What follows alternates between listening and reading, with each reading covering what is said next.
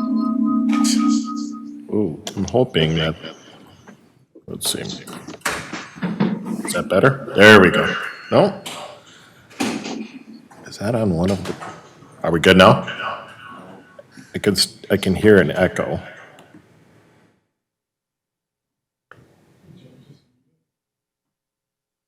I'm muted. Oh, there we go. There we go. All right. Sorry about that, little technical difficulty at the start of our meeting today. So first of all, welcome everybody to the Cottage Grove City Council meeting for September 2nd, 2020. We have one thing due to COVID, but also two different items at the very beginning here. I did want to turn it just for a quick second over to Councilmember Olson to do a moment of remembrance. Thank you, Mayor. I was grateful for the opportunity to start tonight's meeting with a moment of remembrance, and I'm asking for a 1-minute moment of silence for a firefighter who worked here in the city of Cottage Grove, grew up here in the city of Cottage Grove, and most recently worked in St. Paul. His name is Tommy McDonough. Tommy comes from a firefighting family and is very well known to our department. So I thought I would ask our Public Safety Director, Pete Kerner, to talk a little bit about Tommy, and then at the closing of his remarks, ask the room to take a 1-minute moment of silence. Okay. Thank you. All right, Pete. You kind of covered a lot of it there. Tommy McDonough, big guy, big smile. Park High graduate, well known to many in this community. When he lost his life last week, it really shook our department a lot, just because there's so much respect for Tom. And he came from a firefighting family. His father in 2015 was able to pin his badge. He was his dad, retired now, but deputy chief with St. Paul Fire Department. So I think Councilmember Olson did a nice job of explaining, just an overview. But he was an explorer with Captain Aragoni, who was promoted recently. So they started their careers together in fire. For about 3 years, he was with our department before he went to St. Paul, and that was his dream, to work in his dad's department. So this morning, fire departments from across the state came into Cottage Grove. They had a procession. I know when I was on 80th Street watching the procession come underneath, fire trucks still hadn't even gotten to 70th Street, so it was well over a mile. St. Rita's had the funeral today, so it was very moving, powerful. The bagpipes and so many great stories of Tommy. So I appreciate all the support. And like I said, Mixed Emotion Day, we just honored some of our firefighters, and that's how we started. But thank you, and I know on behalf of Tom's family, the community, Cottage Grove is just open arms for them, opened the fire station and helped out today. So, but thank you, and then I'll turn it back to Councilmember Olson. Okay, so what I'd like to do then is we'll just observe 1 minute of silence in remembrance of Tommy today.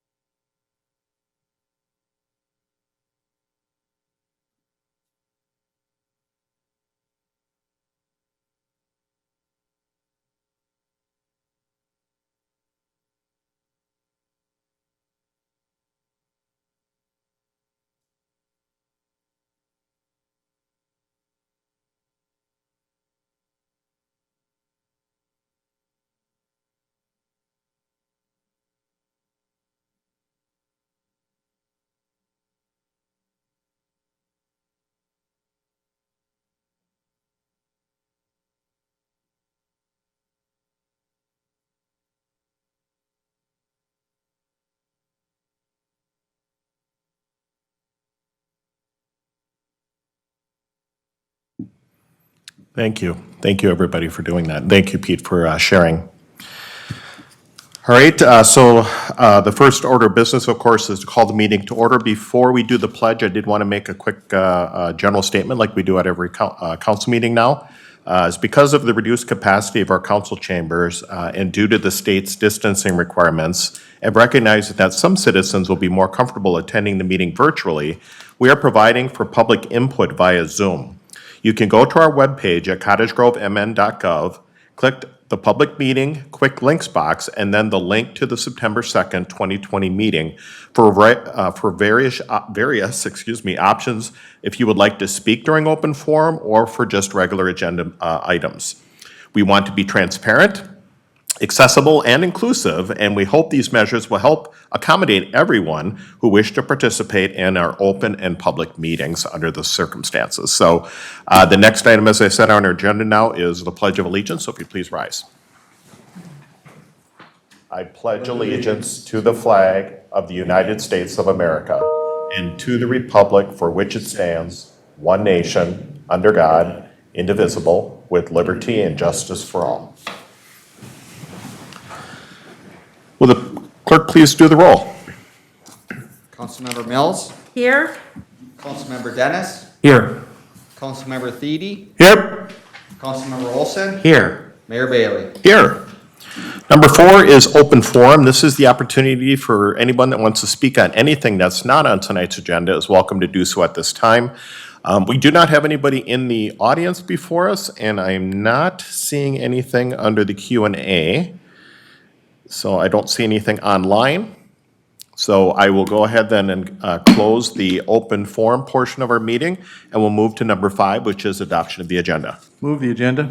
We have a motion by Councilmember Thiede, Second. second by Councilmember Dennis. All those in favor signify by saying aye. Aye. Aye. Opposed? Motion carries. Next to 6 is presentations. There are none this evening, though we did have one earlier this evening, some swearing-in ceremonies outside, which is pretty cool. And then we'll move to number 7, which is consent agenda. Is there anything that council would like to pull on consent?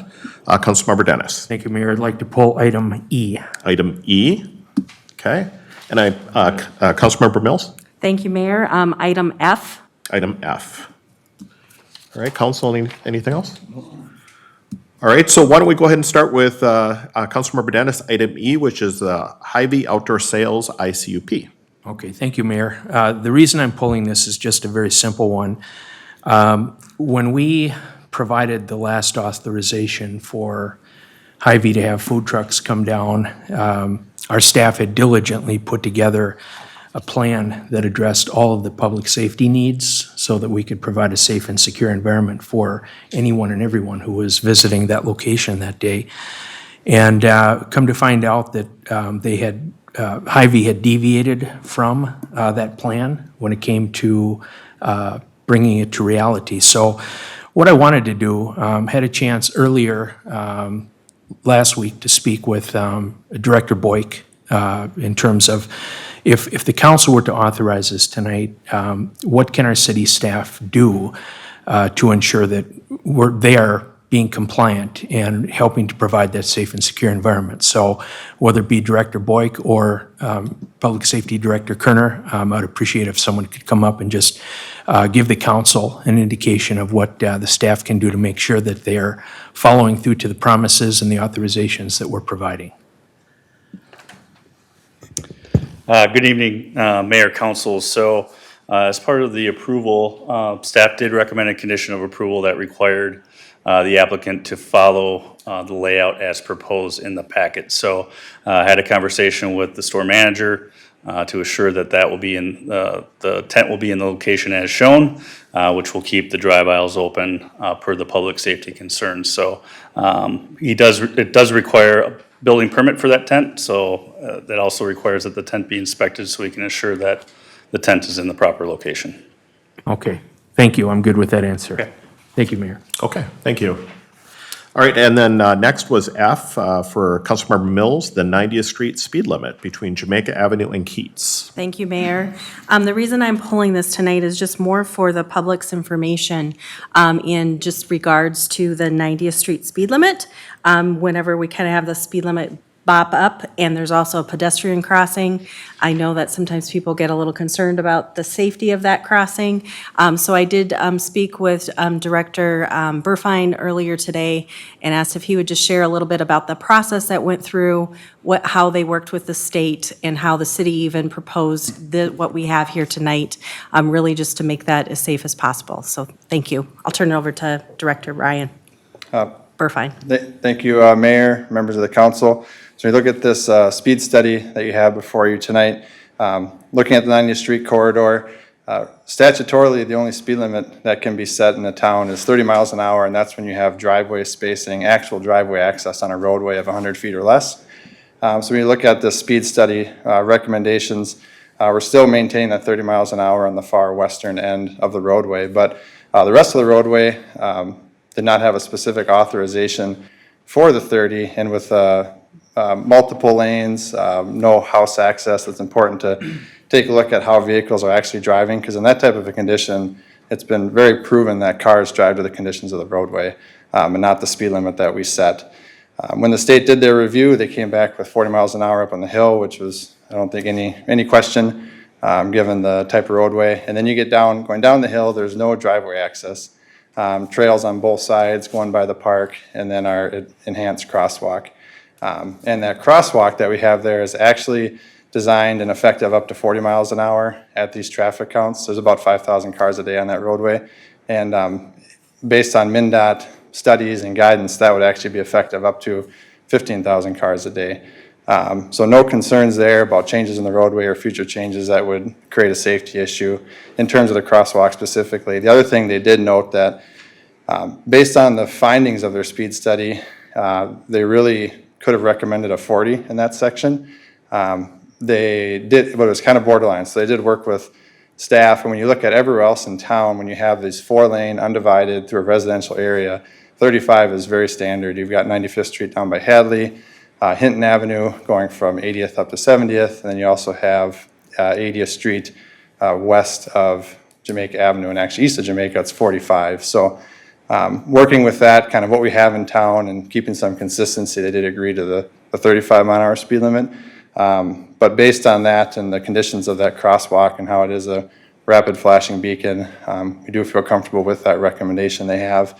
And just one more note on safety is you really want cars to understand what other cars are doing. Right now there's a big spread because you got some people who want to obey that 30 because it says it, but most people are driving above 30 up to 40 miles an hour. So you get a big range in speeds, which can be a real hazard. And also you have people using that crosswalk that see a 30 mile an hour speed limit sign expecting a slower traffic when most traffic is traveling at that higher rate. So it's important for them to actually understand what that speed limit is set at.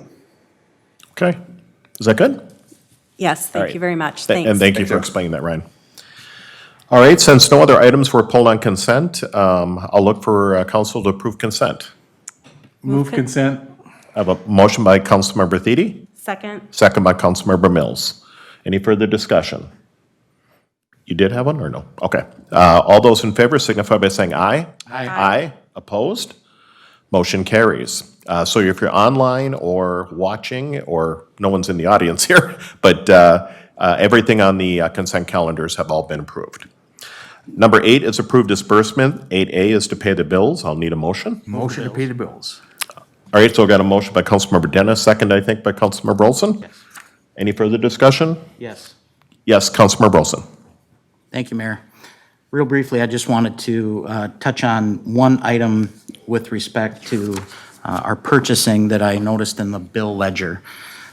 We've talked at this table many times about the value of shopping locally whenever we can, and I know we've encouraged staff to be very cautious about, making purchases outside the community if and when it's available within the community at a reasonable price.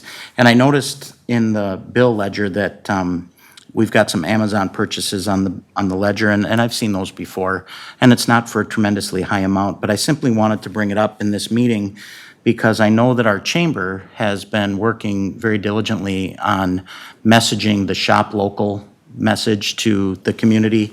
And I just want to reiterate that as a city, that is also something that we strongly encourage. We very much value the local business community, and anytime we have an opportunity to provide revenue to those businesses who provide jobs to our residents, it's something that we definitely want to do.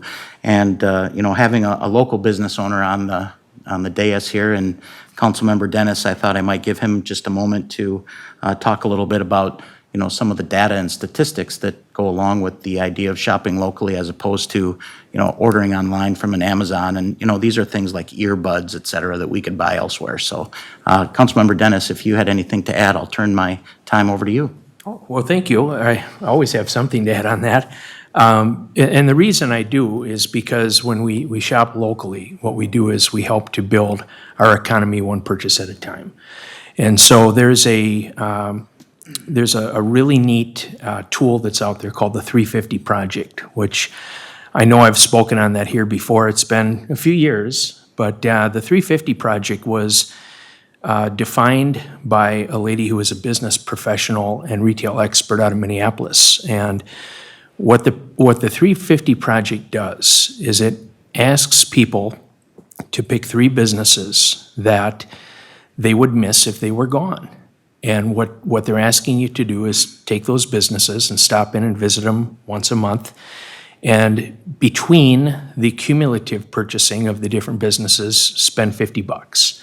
And if you do that, what that does based on the number, now this data might be just a little bit old, but the measurement was if it happened nationwide, we would generate about $43 billion in revenue, which if you want to talk about a rising tide that floats the boats for business, I mean, that's it. That's a lot of money. And that makes a tremendous difference. And so one of the key pieces of that she outlines is the fact that when you shop at locally owned businesses, what happens is for every $100 spent, $68 of that money stays in the community working for everybody. It's utilized in the form of payroll, taxes, business expenditures, charitable giving, et cetera. So it makes a tremendous difference when you look at a lot of the bigger box. Now, we're for Cottage Grove first, okay, so I say that. But when you look at some of these companies that are owned that are not from here, that money gets taken away from our economy here locally and sent out to someplace else. So whether it be, Bentonville or someplace on the East Coast or Iowa, wherever these companies are from, that money leaves our economy, and when it does, it leaves it forever. So there is a huge benefit that we can do as consumers, in essence, to wield tremendous power, determining how and where we spend our money. So these are things which are proven facts. They're objective truths. We can't make it up or change it. It is what it is. So when it comes to that, whenever possible, for all of us that live here, if you want to make Cottage Grove be a better place, give the investors a return. Because what'll happen is that success breeds success, and there will be more companies that want to come here when they know there's a winning opportunity. So I appreciate you giving me a chance to dust that one off. It's been a while, but Yeah, thank you. And again, as I went through the ledger, I see the vast majority of purchases being made at local businesses, Burgraff's Ace Hardware. I saw Menards on there. I saw a number of other local businesses. But the Amazon just stood out to me, even though it wasn't a tremendously large dollar amount, because I thought to myself, gosh, I wonder if we could get those same things from a local business that generates jobs and revenue and taxes for our own community. So thank you for that. Councilmember Thede, you want to add something? Yeah, I just want to say, looking at this, and if you pick that out because of, wanting to kind of strengthen the message of buying local, that's great. Because I'm a very strong believer in that tool. But there is a certain cost associated with the administrative cost of purchasing also. And this total bill on this was like $1,400, and there's a lot of small things and things of that nature. If they would have had to go to actually about 4 different places to potentially get this stuff, and you figure that, well, when you're going out and a purchase order and things of that nature, that could cost $100, so I think they're being maybe very prudent, saying, well, we also have to control administrative costs. So, I think it would maybe we'd want to investigate that a little bit too, to see, whether there really was a situation where a lot of this stuff, looking at it, you'd had to go to a variety of places. and you couldn't probably get it all in one, but And that may again, very well be true. not to soften the fact that we definitely want to shop local. But I think fiscally, they're being probably very prudent at looking at how they spend administrative time and things of that nature too, so. Councilmember Dennis, you want to add something? Thank you, Mayor. Yeah, and I, I do definitely appreciate Councilmember Olson bringing this up, but I know a few years back, we worked together with the staff to create a purchasing policy. And so the nature of the policy addresses the idea that if we can buy it here, and if it makes sense for all of the right reasons, that would be something that we could do. But I know there are different times when there are things that the local, for example, we don't have an office store. And we'd love to have an office store come back. But we don't have that here. So there are times when it does make sense to, put somebody on the computer and hit the button and that type of thing. But I do know in good faith that I think our staff does work to try to find opportunities where they can, as mentioned by, some of the things that you're seeing, that we all see when we look at the check roster. So, but it's a good reminder, and it's done so respectfully that, just like with the chamber, just like the work we do on the EDA, we want to make sure we have as strong of a business base here as possible for the city. And also for the enjoyment and advancement of the people that live here. We want things, we want opportunities and services right here at home. So it's a good thing, and it's always going to be a work in progress. But I definitely I support shopping local whenever possible and doing a good program. So thank you. All right, sounds good. So we did have a motion in a second, so we're at the point. All those in favor of approving the bills signify by saying aye. Aye. Opposed? Motion carries. 9 is public hearings, there are none this evening. 10 is bid awards, there are none this evening. 11 is the regular agenda, which we do have the big one, which is the certifying the preliminary 2021 property tax levy. And our finance director, Robin Rowland, is going to take us through this, and I hear you only have 9 slides. I know it's a radical change. There you Mayor go. and members of the council, it's my pleasure to be here this evening for our annual trip down preliminary levy lane. We've been at this a while. You'll recall we had a council workshop on May 6th to set an acceptable levy amount, or I should say a levy amount that the city council was comfortable with. When we do a budget, we do 2 years. We do the current year and we do the next 2 years. And last year, for the 2020 budget, we had put together a 2020 budget and a 2021 budget. And the 2021 budget, we had assumed at a 3% level, levy increase level. The message that we got from council in May was that was a good enough number and stay below it, and we'll go forward with that. We called it holding the line. It really technically wasn't a zero levy, but it was the levy that we had discussed a year ago when we put the budget for the 2 years together. And that's where we started the hold the line conversation. We then went back and looked at the budget. Departments submitted requests. We looked at staffing. We looked at a variety of, different things. And we came back to the city council for 2 meetings in July, one on the 15th, one on the 22nd. Workshops where we discussed all the departments, their requests, the impacts of 2020, some of the impacts of the COVID-19 pandemic issues, which we'll talk about a little bit later as well.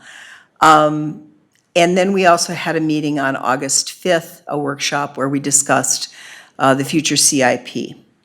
And at that point, some discussion was had about perhaps there was another percentage point we might want to add on for a couple of reasons having to do with the CIP, and we'll go over that as we go through this.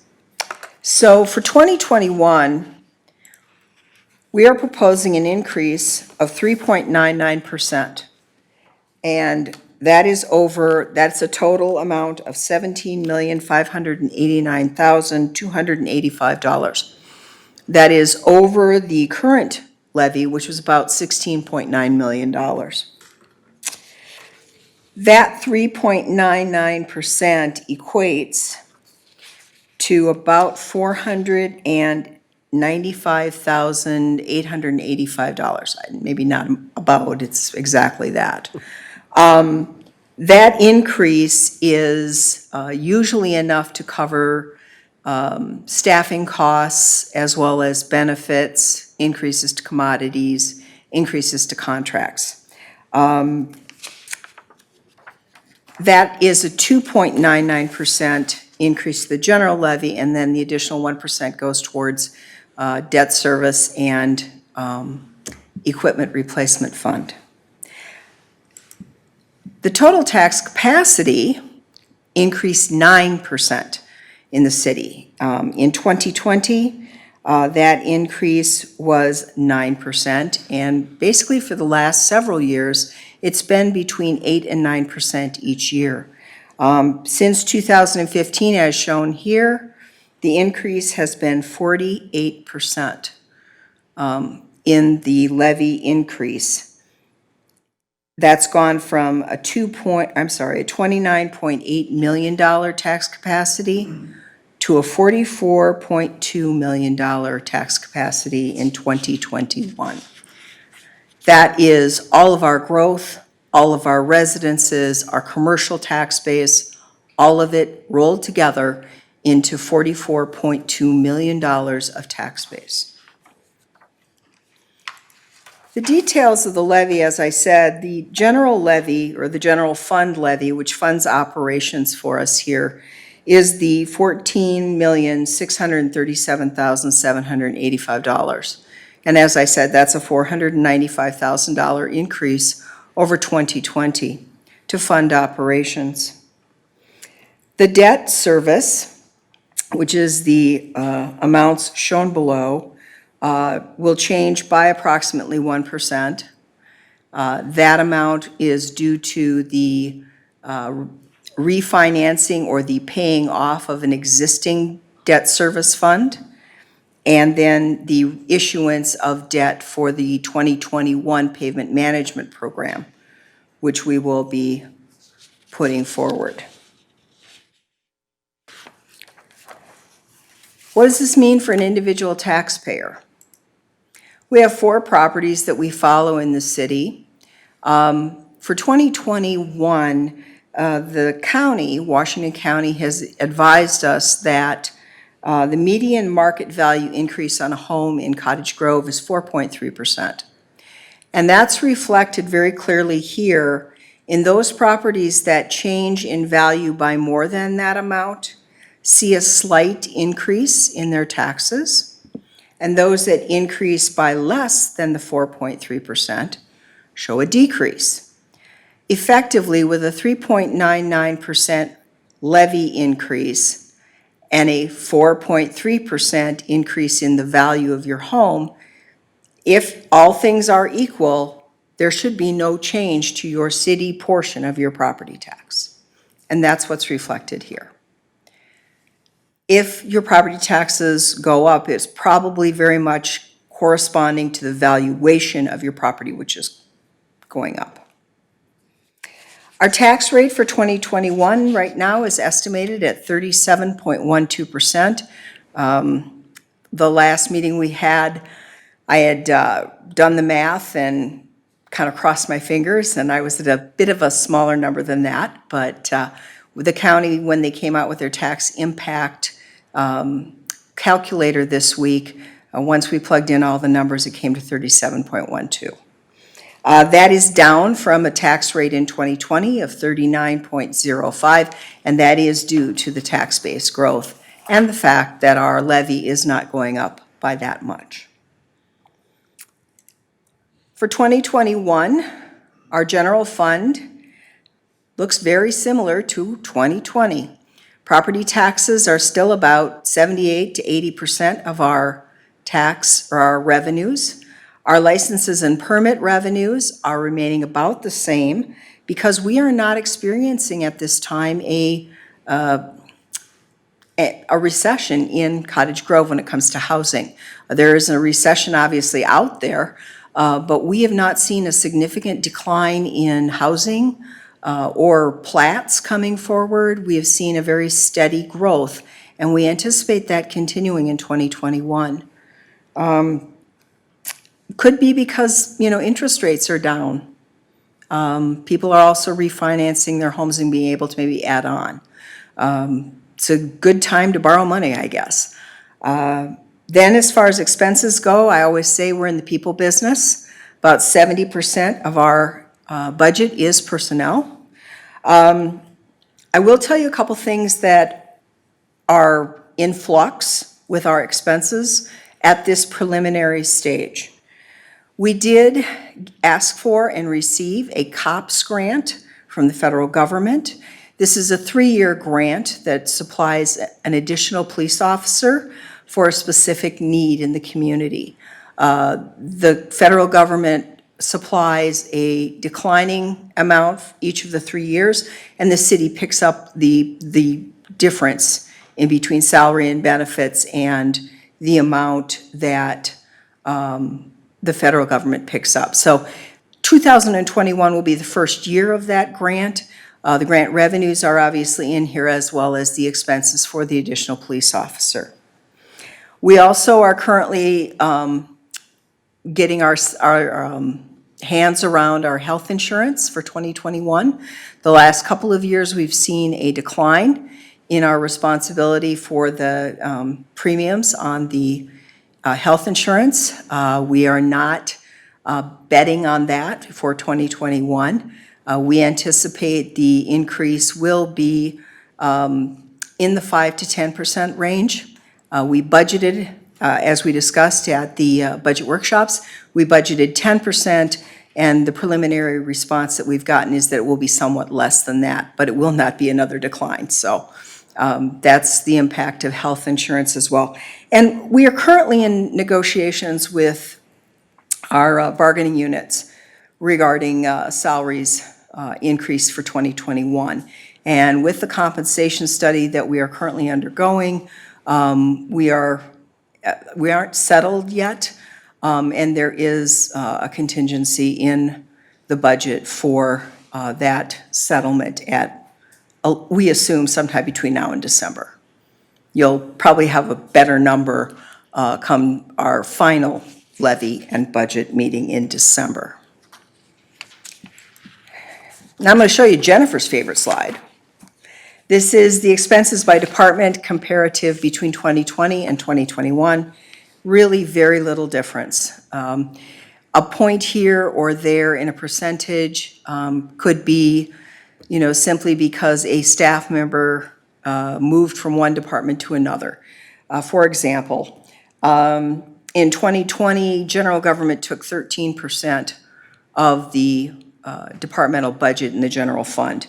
2021, that's 11%, and that's because one of the employees who had previously been budgeted in the general government area is now budgeted in the community development area, where their expenses increased to 8% from 7%.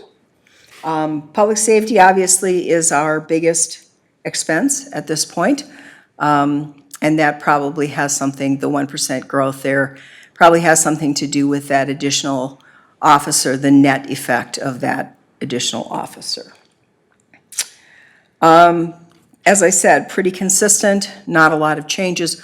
We did do a lot of changes in 2020 with the addition of superintendents. We moved a couple departments around. Engineering went from community development back to public works and so forth. So our big changes were in 2020, and we're not seeing a lot of changes in 2021.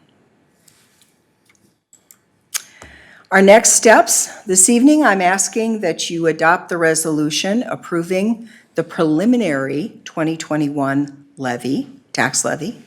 From this point, the levy can go down, it cannot go up. Y'all know that. We will turn this into the county once the resolution is adopted. It goes to the county, and then the county uses all of the data from all of the governmental units, whether it be the county, the school district, or the city, and they distribute truth in taxation notices to every household in November. That gives comparatives for 2020 and 2021 for all of the different taxing jurisdictions. It's based on the valuation. Unfortunately, at that point, the valuation cannot be changed because that was a valuation that was sent out to homeowners in early 2020. We're always kind of a year ahead. And then on December 2nd, we will meet again to adopt the final levy and the final budget. Certainly, all sorts of things could change between now and December 2nd. On December 2nd, we will also present a revised 2020 budget. We'll be almost through with the year by then, and we'll have a better handle on what the final assumptions will be with regards to revenues and expenditures for 2020. And at that same time, we usually talk about the fund balance policy. So we'll do that come December, shortly after Thanksgiving, and shortly after an election, too. So, as I said this evening, I would ask that you consider adopting the resolution before you, and I would stand for questions. All right. Well, first thing I would just say is great job once again, Robin, to you, the staff, in this I'll call it very interesting year we've been in, and trying to, making sure that we hold the line. I guess the one good thing, being I'm on a variety of different committees and such with the metro cities and the League of Minnesota cities and that, there are a lot of cities out there that are really, really in trouble or hurting, or will be hurting, I guess, because some of those cities are required or needing and expecting funding from the state in a variety of different ways, like LGA and such.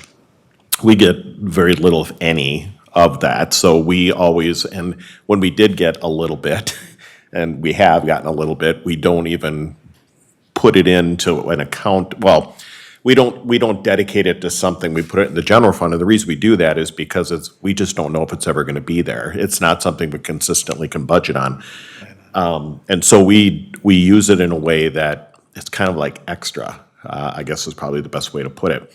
But since we don't rely on a lot of that out of our control funding, we do it in-house and we manage it in-house. And I just wanted to say, and kudos to this council for, again, holding the line.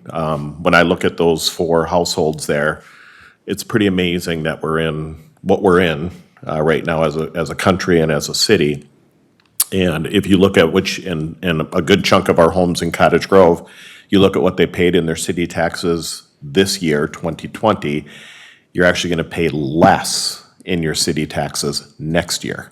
So we've asked, we've told the public, we've been trying to hold the line. We're doing things to manage expenses and such. And, kudos again to staff for having your finger on the pulse, the council for having your finger on the pulse and working together to make sure that we come through with a budget that isn't going to hurt us, but it's also going to take the understanding of what some people are going through right now with loss of jobs and such. So, council, any other comments? Or yes, Councilmember Thiede. So, and as you know, I like to key on those 4 properties also, and actually with what we're proposing, there's 2 of them that go down, 2 of them that go up just a little bit, with the average being a negative 0.5%.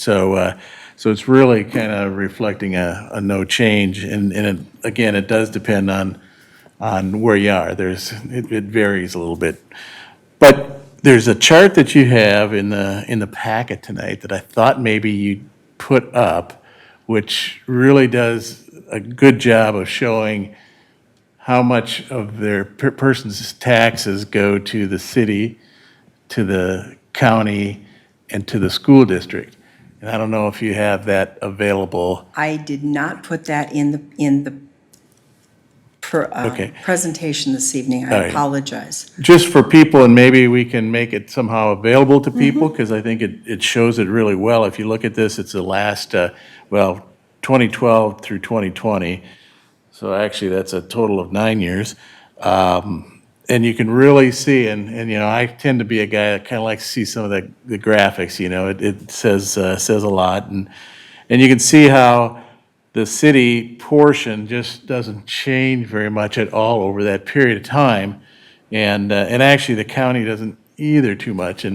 But it's very visible, then where some of those changes come from, because you you go out on Facebook and you just hear all sorts of chatter. And I think it's just, there's a lot of people that just like to focus on the negative anyway and jump to conclusions. But, something like this, I think if we made that available, and even on Facebook, we could direct people to this graph. I think it's a good one for people to look at, so. Right. One I would just mention, other than maybe doing something a little different, but everything that we had in our packets is actually on the city's website if you look under this council agenda topic. So if somebody truly is interested and want to do a deeper dive, like you're saying, would be in there. But it might be good, like you said, to Make be it able to just a share little that. easier to Yeah, find, because it does show that we've been very consistent, and what's happening, as was brought up earlier, with the amount of growth we've had, that is what's sustaining us, and that's what's helping us keep the taxes as low as they are within our city. Councilmember Dennis, you had something? I do, thanks, Mayor. I did want to key in on that 49% tax capacity increase since 2015. If we were a business, right, you want to grow your sales through the top end. And for us, what we've done here by having a strategy and being conducive, being business friendly and friendly for all kinds of investments, we have grown that business substantially, and the mayor is 100% right. And, you can talk all day long about being, a great fiscal steward, and that's wonderful. I mean, controlling the controllables is what you always do anyhow, but when you grow the business to that degree, that is what has offset things for us. And what it's done is it's allowed us to have some amazing increases to the amenities and other, safety factors that we have here. I mean, this has been really a great job over these years, and everybody here that has been part of that should feel really good about that. And we hope the people at home that are watching feel good about it too, because like the mayor said, there's a lot of communities right now that are in a lot of trouble. Mm-hmm. And so for us to be in the position that we are, it's truly amazing. And it's not just being business friendly, but Cottage Grove is a fantastic place for people to come and live. And they know it's a great community and everything that we have to offer here. And I think that helps to drive it too. So, kudos all the way around. And, being a business owner, I mean, this is how I would run it too, if it was mine. And, if we keep doing this, I think we're going to continue to stay on a good path. Fantastic. All right. Any other council comments? All right, Robin, thank you. All right, so council, at this point, I know we spent a lot of time with our staff on budgets over the last many months, and we now have the final product before us, so I'm looking for a motion. So moved. What is your motion, actually, if you want to do it? Certified preliminary 2021 property tax levy. All right, so I have a motion by Councilmember Olson, Second. second by Councilmember Mills. Any further discussion? Seeing none, all those in favor signify by saying aye. Aye. Aye, opposed? Motion carries. Thank you. Thank you.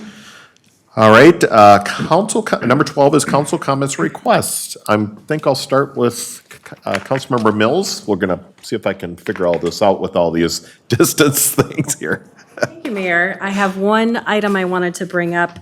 With COVID and all of these things, a lot of our events that we normally have kind of shifted into other gears. And one of our big events that happens in the fall is the Friends in Need fundraiser. And I think it's one of the pieces. I think they're doing multiple things. I'm not 100% sure on that, but one of the pieces is a virtual concert. is what they're putting on September 27th. And it is by one of our own local musicians, Dwayne Tannehill. And it's with his whole group. And I know many in this community know of Dwayne, and it'll be just fantastic. It'll be online. It actually doesn't cost anything, but we have some very generous folks that will be contributing based on how many people participate in viewing the concert. There'll be opportunities to donate to Friends in Need. And Friends in Need is such a great service for our area. I know it's not just Cottage Grove, it's this whole area in helping those that do need. And right now, we do have a lot of folks in need. So I know Friends in Need is looking for that extra support of the financial pieces. I know they're also, I think, looking for volunteers, all of that, but just a great way to get involved.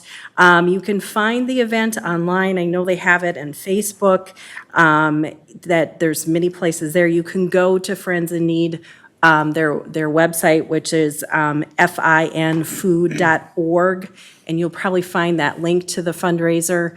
But Thrivent here in town is one of those that is really stepping up and helping to organize it and contribute to that. So if you can't find the link and you want to join the event, reach out to one of us. We can help get you in touch with connecting with that virtual event. But it will be a great 1 hour. It's a Sunday evening from 7 to 8 on Sunday, September 27th. Support our local Friends in Need food shelf. So great event. So thank you, Mayor. That's all I've got. Fantastic, and I'll just piggyback on that.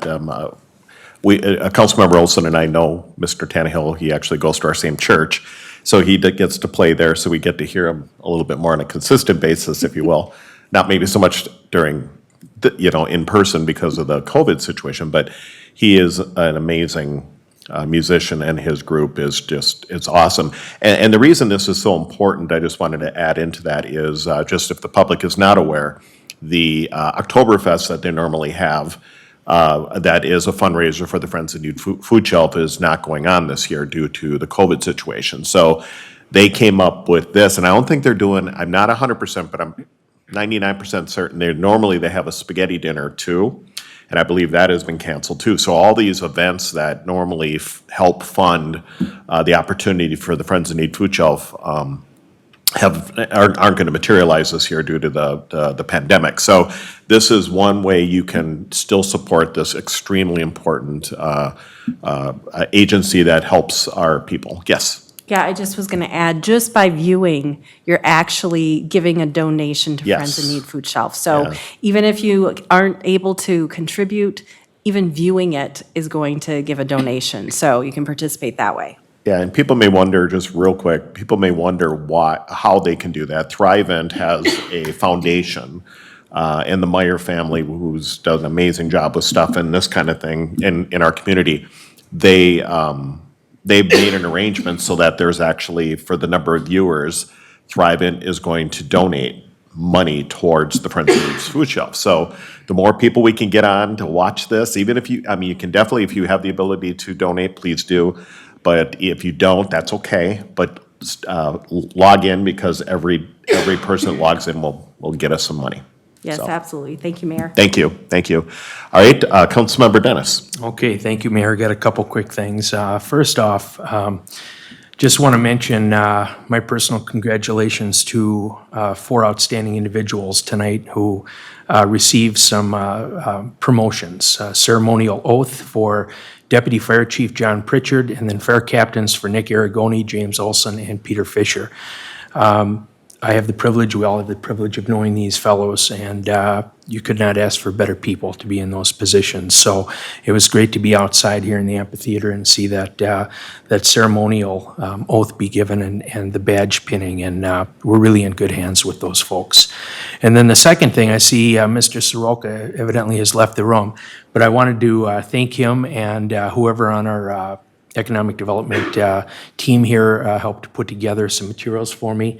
I just did last week, and I think it started airing on Monday, the August version of the city council update. And so we spent a little time here talking a few minutes ago about economic development and some of the things happening here in the community. So this is airing right now. If you want to check it out, take a look at the city's Facebook page, or you can go on YouTube. The city also has a page on there. You can look up City of Cottage Grove and find all kinds of great videos that are put out. But if you want to learn a little bit more about some of the things that we've been working on and some of the great successes we've had as a community, please check that video out.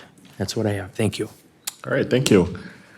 All right, Councilmember Thiede. Yeah, got a couple things. So, I don't know, can you hear me better without this, or this is a pretty thin one? Is that better? It's probably just easier to have it off if you can. All right, so just wanted to mention, I'm actually the liaison to 3 different transportation committees in Minnesota here in the metro. One of those being Red Rock Corridor for the light rail, or not the light rail, but the bus rapid transit. And also the Great River Rail, which is actually looking at another train between Chicago and St. Paul, Minneapolis. And then East Metro Strong, which is actually kind of focused on the East Metro and such. You know, not a whole lot is happening with these 3 groups right now.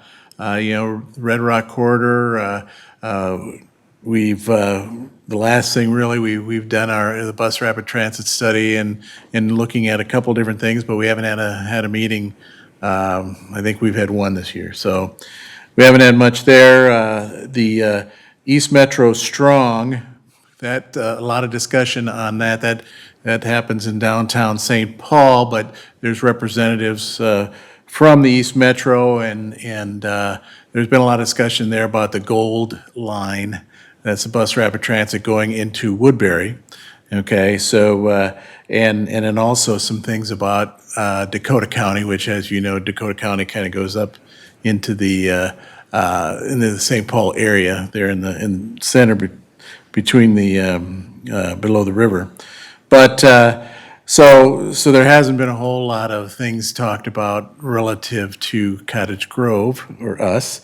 Every now and then I bring up the Red Rock and the bus rapid transit, and the challenge there though too is that we just recently had some studies, and Metro Transit is showing some decrease in usage for us back. I guess it's 2017, 2018. So, you know, I think as we get some more things in the shops at Cottage View and things like that, we'll continue to get some more transit. But we're paying attention to some of those things. Metro Transit actually has some meetings, and there was some other discussions, transportation discussions with Washington County and things like that are going on. But we'll try to keep people up to date on things that are happening there. The Great River Rail, okay, that was going to have some additional studies, additional amounts spent for the second train, and it got passed in Wisconsin, but it got held up in our legislature without having really the bonding bill and that getting passed and everything. So, so that really hasn't gone anywhere here this year at all either. One other comment I'll make: I'm also the liaison and the chairman of the South Washington County Telecommunications Commission, and some of the main things we're working on there are kind of looking at the whole cable picture right now. The Comcast and all those factions are trying to actually getting a lot of people to switch over to streaming, because even though it goes through the same cable, your internet is not part of the actual the actual contract and so forth. It's just the TV part of it, and which doesn't seem logical. But at any rate, so we're kind of looking at that and making sure that we can continue on and looking at other things that we can do. Even the serving the cities is a number one priority. We've looked at doing a lot more videos and things like that for the cities. Last year, we had a significant contribution to the Hero Center for a virtualization system. And then the one thing that we're also looking at is trying, with the loss of the bulletin and some local news, see if there's a way that the Cable Commission can actually do a little bit more of that local event coverage and things of that nature. So, so that's what's going on there. So I'll end it there. I've talked probably 4 times longer than I have any meeting, but so there you go. Thanks. Thank you. Anybody has any questions on that, they can certainly contact me. Perfect. Thank you, Mr. Thiede. All right, Councilmember Olson? Thank you, Mayor. First and foremost, the time is drawing near for the submission deadline for Minnesota Sings 2020.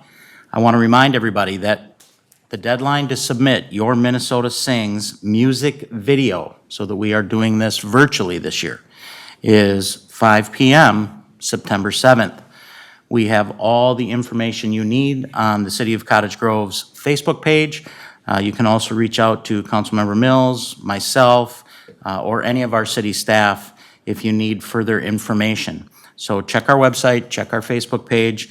You can call City Hall 651-458-2800 if you have a question, or you can reach out to Councilmember Mills or myself. But we would love to hear you sing, and I hate saying that because I know Dave's going to break out in a song at some point when I do. But either way, I enjoy Dave singing, so it's fine. But September 7th, 5 p.m. On a very different note, I wanted to remind everybody that today is the 75th anniversary of VJ Day, which marked the end of World War II, 75 years ago today. Councilmember Dennis and I both serve as members of the Cottage Grove and surrounding area beyond the Yellow Ribbon Group. Mayor Bailey and I were actually part of the council when that group was founded 9 years ago. And I had the opportunity to stand on stage with then Governor Dayton and the founding members of the group when we were given that designation as a Beyond the Yellow Ribbon City. And it means an awful lot to be part of that group and serve military personnel, their families, and our veterans. We are losing our World War II veterans. There are not many left. So if you have a World War II veteran in your life, please take a moment today and thank them for what they did in that great war, which ended 75 years ago today. Victory in Japan, or VJ Day. And with that, I'll turn it back to you, Mayor. All right, thank you. The only item I had, I just wanted to bring up because it just was released out yesterday by Washington County. As everybody's aware, you know, the City of Cottage Grove had our own business subsidy program that we did to support our local businesses here in Cottage Grove by giving out grants to those particular businesses if they met certain qualifications. Washington County is doing has been doing the same thing. They had a fund that they'd identified up to $10 million to provide to certain criteria, of course, but for small businesses for financial relief. And that amount that they were looking was grants up to $15,000. The reason I wanted to bring it up is they did originally have 375 applications that were submitted, and they still have money left. And so what I wanted to do, and I know I'm assuming the city will put something on our website and such, and our Facebook if necessary, but I just wanted to remind our local businesses that there is an opportunity once again, and we did have a variety of businesses in Cottage Grove that did apply for the original grant, or grant opportunities through the county on top of what we did for the city. And again, we want to keep our businesses open here in Cottage Grove. So other than all the discussions we had earlier this evening about supporting our local businesses in any way that you possibly can, we also want to make sure that those local businesses know that there is an opportunity for them to apply and possibly receive up to $15,000 in a small business grant that is not paid back, similar to what we did in Cottage Grove. Basically, the other one, though, that is a little bit different, and I wanted to bring this up, is home-based businesses and self-employed entrepreneurs are eligible for grants up to $7,500. However, businesses that employ larger amounts of people will be given priority. But I did want to mention that there is an opportunity for some home-based and individual businesses that if there is a need, and frankly, there is money still left of this 10 million. And again, they used for the original grant, they used about 5 million of the 10, so there's 5 million left that they're trying to, as weird as this sounds, trying to give away.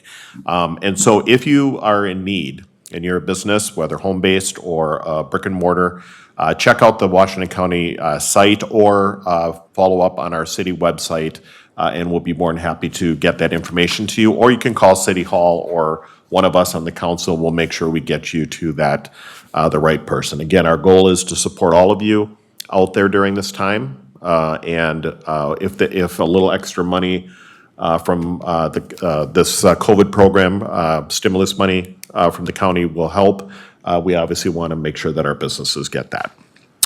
So that was it. Next on our agenda is a workshop which is open to the public. Our workshop this evening is CARES Act funding. Ironically, we're talking about that. And we'll be doing that, I believe, in the conference room. Am I correct? All right. 14 is a workshop session closed to the public. We do not have any this evening, so we won't be adjourning in here. But once we go in and work through the CARES Act funding program, we will be adjourning in the conference room. So thank you, everybody, and have a great night.